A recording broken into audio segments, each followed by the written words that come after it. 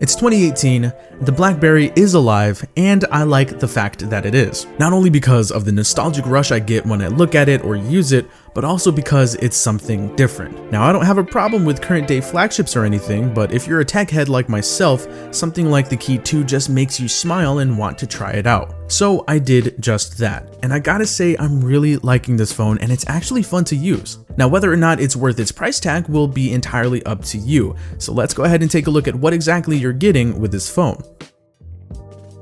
The Key2 sports a 4.5-inch 1080p LCD display, and it's actually the same screen that we got on the Key1.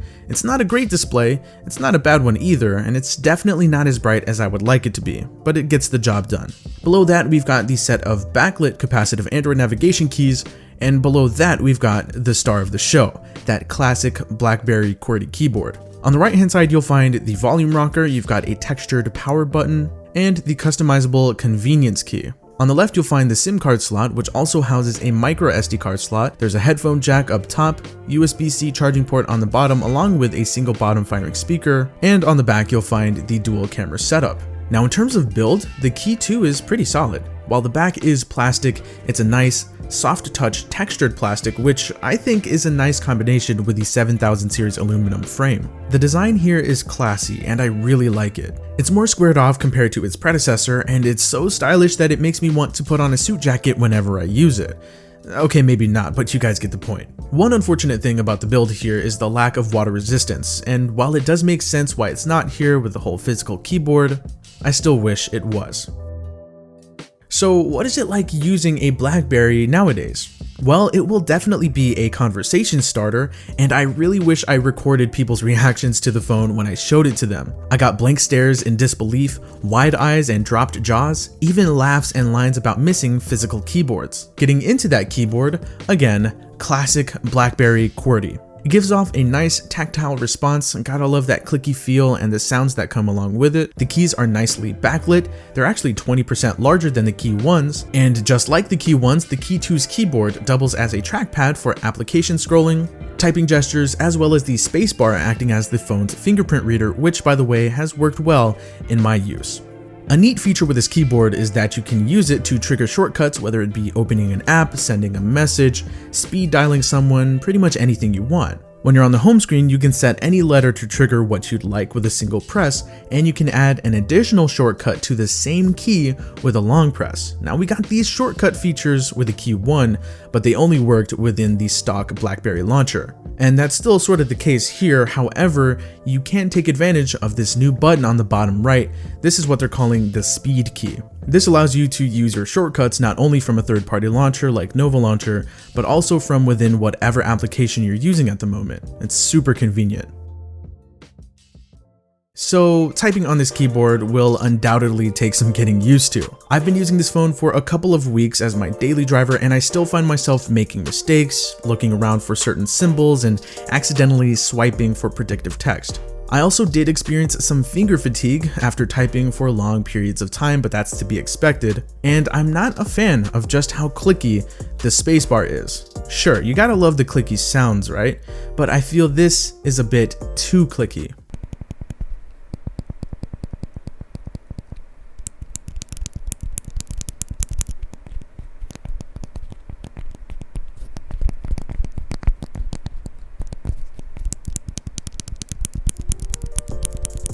In terms of my typing speed, there has been some improvement over time, and while I'm still a slow typer, I kinda wanna work on being able to fly on this thing like I used to on other physical keyboards from years past.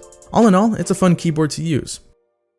Now let's go ahead and jump into the software here for a bit. Out of the box, you'll be getting Android 8.1 Oreo along with BlackBerry's tweaks and additions. And it's thanks to these tweaks and additions that make the Key2 one of the most, if not the most secure phone out there. You've got things like Privacy Locker, which is a fingerprint protected application that gives you an isolated spot for things like sensitive files and even applications that you'd like to keep under wraps. There's Privacy Shade, which allows you to view just a small part of the screen, leaving the rest dimmed or completely blacked out. And on top of all of this, you get BlackBerry's Detect, which allows users to completely monitor, control, and track everything that has to do with device security. It also has a device security status, status, it'll notify you when there's something wrong and when you may need to get rid of or uninstall something. It's really good. Other than that, in terms of looks and initial functionality, there really isn't much difference compared to what we got with the Key1. The UI is about the same, but that's not a bad thing. You still get Quick Tab, you still get BlackBerry Hub, you can still customize things like the icon pack, there's a dark mode, you can swipe up on an application to view its widgets and things like that. But of course, as usual, I was pretty quick on that Nova Launcher installation. So before we close out the video, we have to talk about some of the intangibles, the things that can make or break a smartphone. So let's start with performance. Performance on the Key2 is just fine. It won't blow you away, and by no means is it better than any other flagship out there. But thanks to the Snapdragon 660 processor and 6GB of RAM, your usual everyday tasks can be completed with very few hitches. Battery life is also on the positive side of things. With a 3500 mAh battery, you can expect the phone to make it through a full day's use on a single charge, and I was getting around 6, sometimes even 7 hours of screen on time, which is really good. And now for something that I know most people are curious about, the cameras. To keep things short and sweet, the Key2 won't be the phone that you want if you're picky about just how good your pictures are, especially if you're a heavy selfie taker.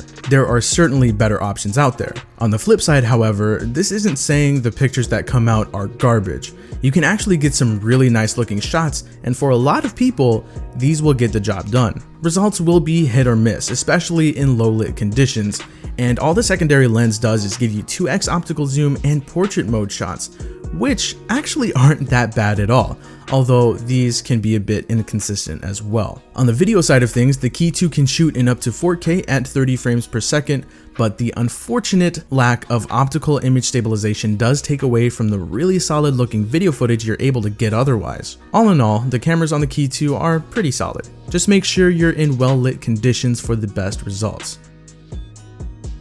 And lastly, one of the neat features here that ties into security is when you take a photo with a tap of the fingerprint reader. The photo that it takes will get tossed into that privacy locker that I talked about earlier, and you will not see it in the regular gallery. So I think it's safe to say that we all know that the BlackBerry Key2 is most certainly not a phone for the masses. It's a phone for a very small group of people. And while I will eventually be tossing my SIM card back into a different phone, I'm surprised at just how quickly I got used to using a physical keyboard again, as well as the amount of time I've been using this as my daily driver without a nagging wish to be back on my Galaxy S9 or something, which should tell you just how special this phone is. The Key2 is a really good phone. I like it a lot, and I feel it deserves consideration. It's got some very nice things to offer, most notably the physical keyboard.